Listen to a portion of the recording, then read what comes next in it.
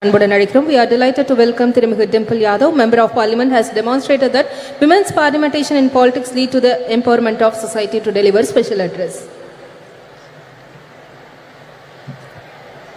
Thalapati M.K. Stalin ji, Mrs. Kani Mohi, MP and Deputy General Secretary of DMK, General Secretary of International Congress, Priyanka Gandhi ji, MP and Working President of NCP, Mrs. Supriya Sule ji, former Chief Minister of Jammu Kashmir, Chairperson PDP, Mrs. Mehbooba Mufti ji, former MP and Pilot Bureau Member of CPI-M, Mrs. Subhashini Ali ji, National Congress, National Executive Committee Member, CPI, Mrs. Ani Raja ji, Minister of Food and Consumer Protection, Government of Bihar, Mrs. Leshi Singh ji, Deputy Speaker, Delhi Assembly, and National Executive Member of AAP, Mrs. Rakhi Bidlan ji, former MP and National Spokesperson, AITC, Mrs. Shushmita Dev ji, and all the dignitaries who are present in front of me, all the distinguished guests, and my fellow citizens of India. This day and moment have been 100 years in the making, as today we celebrate the centenary of the DMK patriarch and a great son of soil, a towering leader, a progressive ideologue, a politician par excellence, and the founder of the political movement for the betterment of India and all its people, respected Shri M. Karunanidhi ji. He was popular as Kalanyar and Muttamind Aranyar. Kalanyar was the title of Tamil politics. His life was marked by a relentless struggle for social justice and the empowerment of the marginalized communities, minorities, OBCs, SC/STs, and especially women. His political journey was an unending quest to eradicate social inequalities. He championed the cause for women's rights, advocating for gender equality in a deeply patriarchal society. He advocated affirmative actions to support oppressed, marginalized communities and minorities. He was a great advocate of increased state autonomy and accountability in the Indian federal structure. He pursued the Rajamanar Committee's report that was accepted by the then Prime Minister, Mrs. Indira Gandhi ji, and the Chief Ministers got the right to hoist the flags on Independence Day. Kalanar's life was dedicated to the pursuit of social justice, an endeavor that remains even more relevant and inspiring today. His vision was rooted in the principles of equality, fairness, and inclusivity. He believed that society could only prosper when every citizen, regardless of their background, was given equal opportunities to thrive. Under his leadership, the DMK pioneered several progressive policies that aimed to uplift the marginalized and oppressed sections of society. His government increased the reservation for backward classes from 25 to 31% and from 16 to 18% for SC/STs, established the first ministry for the welfare of the backward class. As a member of parliament and a woman, I am deeply honored to address you all on this special occasion, and I want to focus on the three fundamental aspects of the vision for India: an unyielding commitment to social justice, tireless effort to protect the dignity of each individual, and untiring advocacy for women's rights. Samajwadi Party remains committed to these ideals as we cherish and uphold an unwavering commitment to protecting the respect and dignity of every individual. In a diverse India, the protection of regional, social, cultural, and linguistic identities is of paramount importance as it is integral to the identity and pride of each and every individual.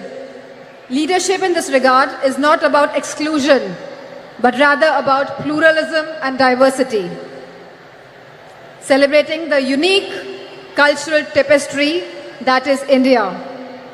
Now I turn my attention to the third crucial aspect of our vision, a deep sense of commitment to women's rights.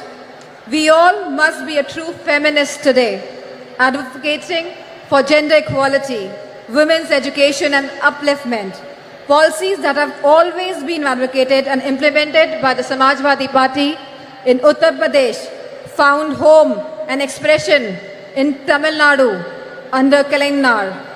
He raised girls' marriageable age, provided women one-third reservations in the government jobs, local body elections, property rights, subsidized loans, financial assistance to widows, marriage, intercaste marriages, self-help groups, vocational training programs, free power and gas connections, and rice at ₹1, and many much policies. We must recognize that women's economic empowerment is not only a matter of individual dignity, but also a path towards overall societal and economic progress. This is in strict conformance to what successive Samajwadi Party governments have delivered for women in Uttar Pradesh under the Chief Ministership of Honorable Netaji and Shri Akhilesh Yadav ji.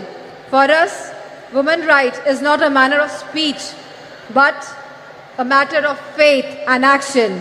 Let me draw the focus to the task at hand for this August gathering. The Magalir Urmai Manadu being organized today by the DMK Women's Wing, headed by MP Kani Mohi, calls upon the central government, headed by BJP, for immediate action on women's rights issues. The BJP government has totally been proven incompetent and an abject failure in securing women's rights and providing security and safety to women. India has witnessed an alarming surge in crimes against women, particularly of the OBCs, SC, STs and the minorities. This dire situation reflects poorly on the government's ability to ensure the safety and the security of women, especially from the OBCs, SC, STs and minorities who bear the brunt of this crisis. Manipur is a living example today for us. What has been seen in Manipur is really shattering the very idea of India. The data reveals that incidents of rape and sexual assault and violence against young girls, infants, women and older women have reached to one of the highest ever under the BJP government, exposing a fundamental breakdown in social order, sense of security and law and order. The lack of swift justice and a consistent track record of not holding perpetrators accountable has led to this scary situation in the country. This needs to be corrected immediately. Nothing can be allowed to impinge on the right of life. In the Indian democracy, women constitute of half the population, and this active participation in politics is essential for the robust democracy and a truly inclusive society. The recent proposal by the BJP government to postpone the vital reform of implementing 33% reservations of women in parliament and state assemblies way into the distant future is a huge disappointment that appears to be only a BJP political ploy. The BJP's move is only an eyewash purely for electoral gains. Samajwadi Party's argument for providing separate reservations for OBCs for SC/STs and minorities is a critical, progressive stance that deserves immediate inclusion and consequent implementation.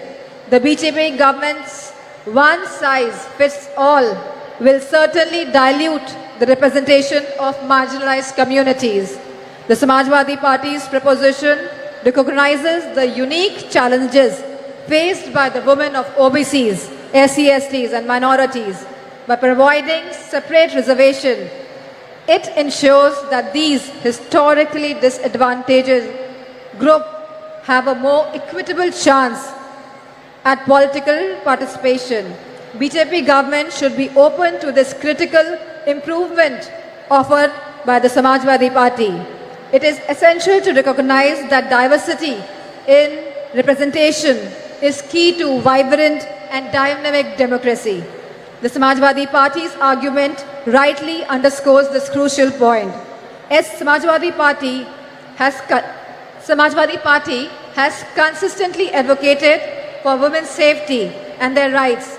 We recognize the importance of safe environment for women as a catalyst for the societal change and economic growth. A safe environment empowers women to participate more actively in the workforce, driving India's progress. In fact, Claudia Golden of Harvard, who won the Nobel Prize in Economics, argues for increased women labor force participation rate, validating Samajwadi Party's approach and philosophy on this subject. The time for procrastination has passed. We need to break down the barriers that have held women back for so long. Let us build a society where everyone can live with dignity, freedom, and equal opportunities. We at Samajwadi Party, along with the India Coalition, are committed to making this vision a reality, and we urge all the citizens to join us in this essential demand for the coming change. It is an idea whose time has come. Thank you, DMK, for organizing this wonderful congress, this wonderful conference today, and for giving me this opportunity to present my views, my thoughts on behalf of Samajwadi Party. And I thank all the women wing of DMK. Thank you. Jai Hind. Thank you ma'am. சமத்துவத்தையும் சமூக மாற்றத்தையும் இலக்காக கொண்டு மகளிர் உரிமைகளுக்காக போராடி வரும் இந்திய கம்யூனிஸ்ட் கட்சியின் தேசிய நிர்வாக குழு உறுப்பினரும் இந்திய மாத தேசிய சம்மேளனத்தின் பொதுச்